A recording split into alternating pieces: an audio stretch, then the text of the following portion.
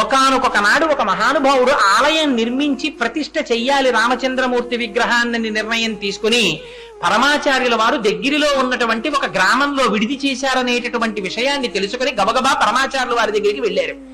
ఆ రోజంతా పరమాచార్యులు వారు చాలా హడావిడిగా ఉన్నారు. వారితో మాట్లాడేటటువంటి అదృష్టం కలగలేదు. మరునాడు తీర్థం ఇస్తున్నారు. రోజు చంద్రమౌళీశ్వరారాధన చేసి తీర్థం ఇచ్చేవారు. తీర్థం ఇస్తుంటే ఈయన వెళ్లి తీర్థం కోసం అని చెయ్యి పట్టారు. పరమాచార్యులు వారు ఆ చేతిలో ఉన్న ఉద్ధరిణితో తీర్థం పోసి ఆ ఉద్ధరిని కమండలంలో పెట్టేసి చెయ్యి వెనక్కి పెట్టి అన్నారు, ప్రతిష్ఠ ఎప్పుడు చేస్తున్నావు అన్నారు.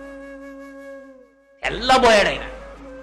మా ఇంట్లో ప్రతిష్ఠ పూర్తయింది స్వామి అన్నాడు. అది సరేనో, రామపాద స్వామి వారికి ఎప్పుడు ప్రతిష్ఠ చేస్తున్నావు అన్నారు. అంటే రామపాద స్వామి వారి ప్రతిష్ఠ ఏమిటి అని జ్ఞాపకానికి వచ్చింది.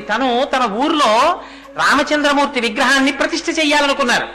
అనుకుని అది ఒక్కసారి స్వామివారికి చెప్దామని వచ్చారు. స్వామి, ఏదో మే 24వ తారీఖుని చేద్దాం అనుకుంటున్నాను అన్నారు. ఆ తేదీ నేను ఖచ్చితంగా చెప్తున్నానో లేదో తెలియదు, నెల మాత్రం ఖచ్చితం. కాసేంత పువ్వులు, కిస్మిస్ పళ్ళు, కుంకం తీసి ఆయన చేతిలో పెట్టి విగ్రహం కింద యంత్రానికి బదులుగా వీటిని ఉంచండి అని చెప్పారు. రామపాద స్వామి అని పేరుంచండి దేవాలయానికి అని చెప్పారంతే. ఖచ్చితంగా ఆ తేదీకి కొద్ది రోజుల ముందు జవహర్లాల్ నెహ్రూ గారు శరీరాన్ని విడిచిపెట్టారు. రైళ్లు, బస్సులు అన్నీ ఆగిపోయి వీళ్ళు అనుకున్న ప్రతిష్ఠ ముహూర్తానికి ఈ విద్వాంసుడు ఆ ఊరు చేరలేకపోయారు.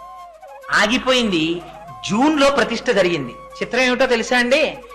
ఆ దేవాలయం కట్టినటువంటి కొన్ని సంవత్సరముల తరువాత నాగార్జున సాగర్ డ్యాం బద్దలై కొన్ని వందల ఊర్లు ముంచెత్తి ఆ కృష్ణానది వరద ప్రవాహం వచ్చి ఆ ప్రతిష్ఠ చేయబడిన రామచంద్రమూర్తి పాదములను తాకి వెనక్కి వెళ్ళిపోయింది.